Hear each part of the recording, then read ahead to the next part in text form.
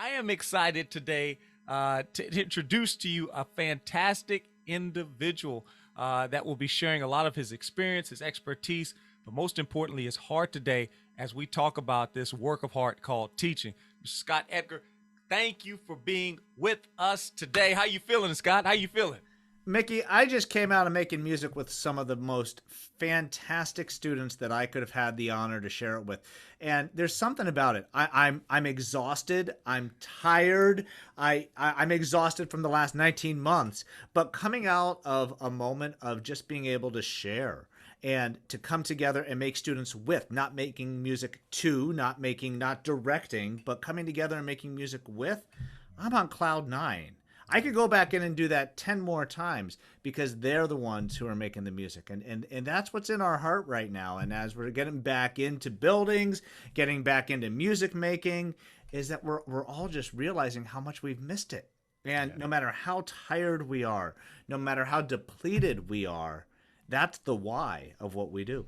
For my educators out there who are truly gifted, in their field, whether it's music, whether it's English, math, whatever their discipline is, but they also have a passion for our young people.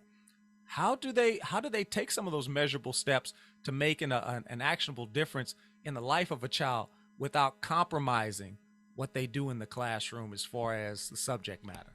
It's a great question. And I'm going to take you back to just a few years after the dinner table where I was a K-12 teacher. I was a 5th through 12th grade band director in Dayton, Ohio. And the students were coming to me and they were saying, Mr. Edgar, Mr. Edgar. And they wanted me to be a counselor. They wanted me to be a therapist. And Mickey, that hat doesn't wear comfortably. Even though my parents are social workers, that wasn't my preparation. But we know the educators who are out there are listening right now are saying, yeah, the kids come to us because they trust us, because they want us to be able to help them. When we're in that space, I knew we needed to be able to offer our students something. But the question isn't what can we do? The question is, well, there's some things that we just can't. That when our students come to us and say, this was something that was really, really traumatic. This was something that really, really affected me. And we're there as empathetic listeners. We're there as responsible adults. We're there as mandated reporters when we need to be. But the answer is we know that there are mental health professionals who can help us. But this is where it led me to a space that said, I know what I can't do, but what can I do? What can I do? And how can I transform my classroom to a space that's going to help students encounter their challenges in a more effective way? So how can they better understand who they are? What is their identity? How are they going to be able to say, this is who I am and this is who I want to be?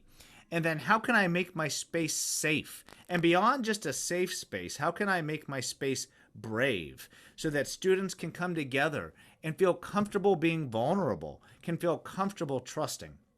And then absolutely pinnacling at this idea where my voice can't be the loudest in the room, where the student's voice needs to echo over mine in a space that we empower. You used that word already once, and I got so excited, Mickey, because, are our classrooms about engagement or empowerment? And if it's not about empowerment, our students are just walking through some steps. Yeah. And, you asked a really great question there that, how can I worry about building some of these social and emotional capacities when everything is coming at us to get to the content? Well, Mickey, the thing that the teachers are asking me these days is, how can I put something else on the plate when the plate is full? But Mickey, the answer is, this is the plate.